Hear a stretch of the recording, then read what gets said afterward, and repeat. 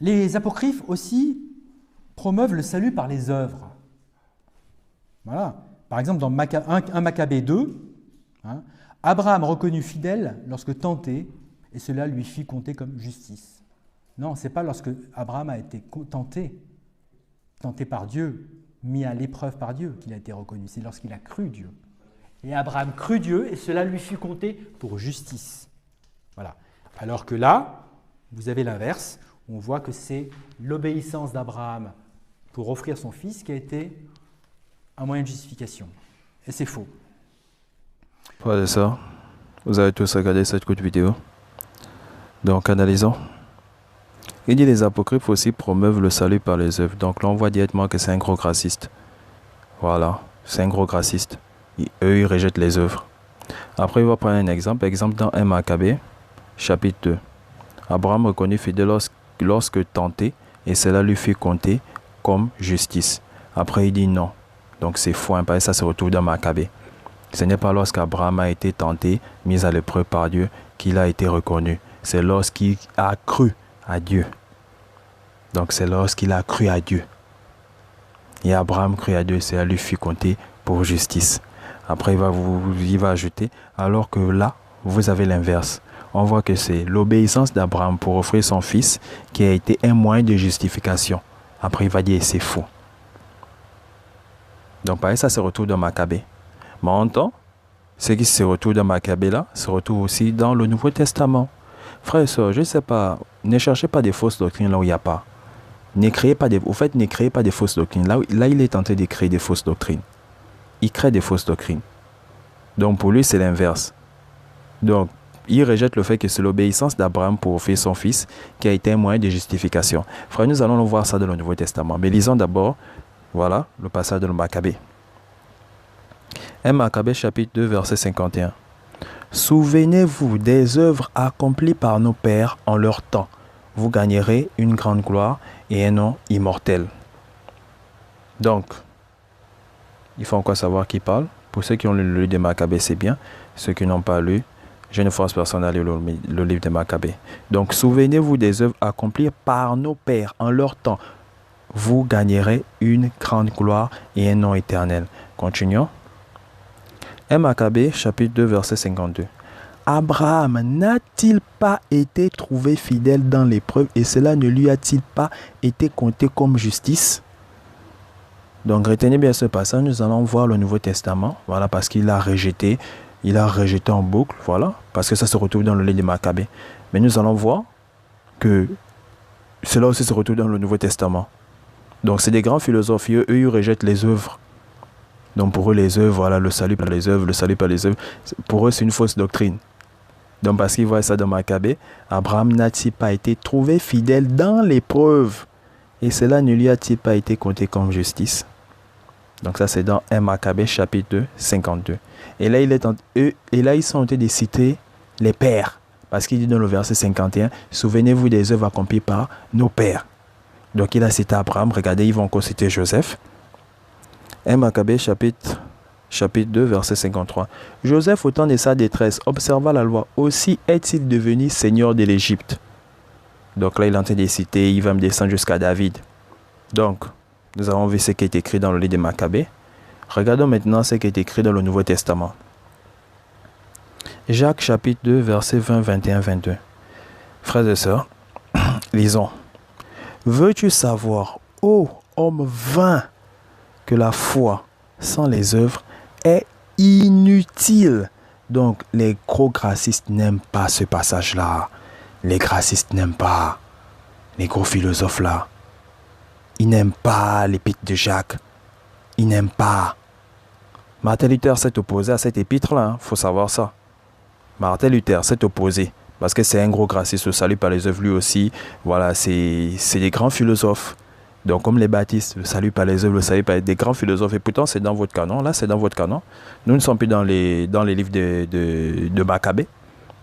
Pour vous, c'est des livres non inspirés, mais on retrouve ça ici. Donc, finalement, Jacques a inspiré pour le chapitre 1, le chapitre 3, les autres chapitres. Mais pour le chapitre 2, le verset 20, 21, 22, et ainsi de suite. Non, pour le chapitre 2, là, il n'était pas inspiré. C'est comme ça que vous aimez philosopher. Ça se retrouve dans votre canon. Et je vous dis, frères et sœurs, beaucoup ont rejeté cette épître-là. Cette épître-là aussi n'était pas acceptée de tous, frères et sœurs. Donc, faites vous-même des recherches. Et Martin Luther, c'est là à côté, Martin Luther s'est opposé à cette épître à cause de ça. Les gracistes n'aiment pas ce passage-là. Eux, ils n'aiment pas ça. Ils n'aiment pas. Mais pourtant, c'est clair. Hein? Veux-tu savoir, ô homme vain, que la foi sans les œuvres est inutile. C'est inutile. C'est inutile, frères et sœurs. C'est inutile. Donc, frère Baptiste, c'est inutile. C'est inutile. Là, nous ne sommes pas dans le livre des Maccabées, nous sommes dans le Nouveau Testament. Et ça, ce livre-là est dans votre canon. Venez maintenant. Abraham, notre père, ne fut-il pas justifié par les œuvres? Dans le Maccabée, là-bas, après avoir récité, il a dit alors que là, vous avez l'inverse. On voit que c'est l'obéissance d'Abraham pour offrir son fils qui a été un moyen de justification. Après, il a dit c'est faux. Bon, maintenant, moi, quand je lis juste cette phrase-là, Abraham, notre père, ne fut-il pas justifié par les œuvres lorsqu'il offrit son fils Isaac sur l'autel? Frères et sœurs, là, c'est le Maccabée. Là, c'est encore le livre des Maccabées. Là, c'est encore le livre des Maccabées. Vous avez raconté, vous aimez tout philosopher, le livre des Maccabées, c'est pas des livres inspirés. Mais ça va sortir de sa bouche, hein, il va dire c'est un livre historique. Non, mais le Maccabée, c'est vraiment l'histoire, c'est vraiment... Je vais vous montrer cette courte vidéo. Donc, il reconnaît quand même que le livre des Maccabées, c'est un livre, voilà, c'est un livre historique. Mais, voilà, comme c'est des grands philosophes, non, ils ont des fausses doctrines. Je vous dis, vous avez l'épître de Jacques qui est là. Mais vous avez des gens qui vont vous dire, oh, le salut par les œuvres, et tout, voilà, c'est, voilà. Ils vont philosopher. Mais pourtant, c'est écrit là, c'est propre, hein. Mais ils ont des fausses doctrines, mais pourtant, ils ont cette épître-là dans leur canon. Donc, n'allez pas croire que les fausses doctrines appartiennent à un livre bien spécifique. Il y a des gens qui créent des fausses doctrines. Comme là, vous avez vu, il a cherché à aller, il a voulu créer une fausse doctrine, soi-disant, dans les Maccabées. Mais on retrouve ça là. Déjà, qu'est-ce que c'est l'époque de Maccabée? Maccabée, c'est l'Ancien Testament. Les Maccabées, c'est l'Ancien Testament. Mais regardez, nous sommes là dans le Nouveau Testament. Frère, le salut est personnel. Ne prenez pas votre salut à la légère, frères et sœurs. Lisez la Bible de la Genèse à l'Apocalypse. Je ne force personne à lire les livres dits apocryphes. Si vous ne voulez pas lire ces livres, tant pis pour vous. C'est vous. Le salut est personnel. Le salut est personnel. Mais n'allez pas raconter des histoires comme quoi c'est pas des livres inspirés, c'est pas des livres reçus, voilà, l'église primitive, voilà, dans l'église primitive, ils rejetaient ces livres. L'église primitive, allez-y chercher à des épîtres il y a des épîtres qui rejetaient. Il y a des épîtres qui rejetaient. Moi, je vous le dis, faites vous-même des recherches. Il y a des épîtres qui ont été reconnus là, à peine là. Je vous le dis. Donc, arrêtez. Arrêtez. Donc, on voit clairement ici qui s'est attaqué à 1 Maccabée chapitre 2. Voilà, en disant que alors que là, vous avez l'inverse, on voit que c'est l'obéissance d'Abraham pour offrir son fils qui a été un moyen de justification. Après, il a ajouté, et c'est faux. Mais quand je lis juste cette phrase-là, je reviens, frère, j'insiste. Abraham, notre père, ne fut-il pas justifié par les œuvres lorsqu'il offrit son fils Isaac sur l'autel? Il pose la question. Après, il vous dit, tu vois que la foi agissait avec ses œuvres. Vous voulez enlever les œuvres, vous voulez garder juste la foi. C'est une folie. C'est une folie, frères et sœurs. C'est la folie. Et que par les œuvres, la foi fut rendue parfaite. Frères et sœurs, là, c'est encore les Maccabées. Moi, je vous demande, est-ce que là, c'est encore les Maccabées? Au fait, vous créez vous créez des fausses doctrines. Vous aimez créer les fausses doctrines. Même dans votre canon, on vous dit A. Non, non, c'est pas ça. C'est B. Parce que nos pères, voilà, vous êtes encore dans les traditions. Non, parce que les premiers baptistes ont fait ceci. Les premiers baptistes, ne lisez pas les apocryphes. Les premiers baptistes, vous êtes des philosophes, vous êtes des religieux.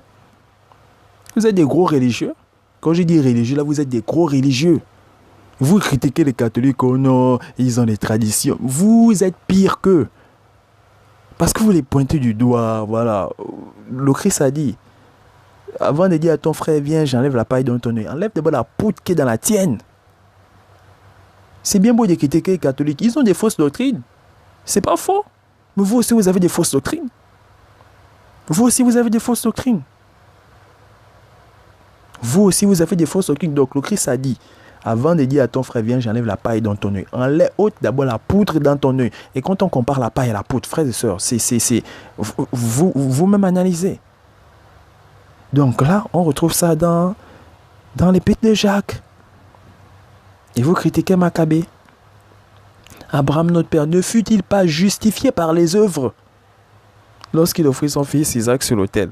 Tu vois que la foi agissait avec ses œuvres et que par les œuvres, la foi fut rendue parfaite.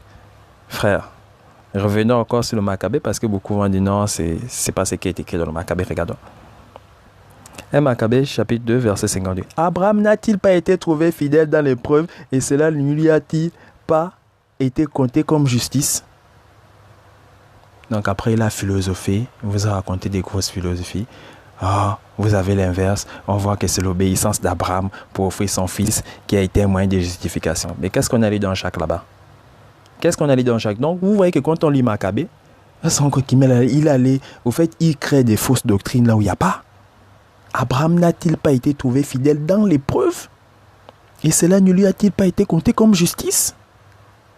Frère,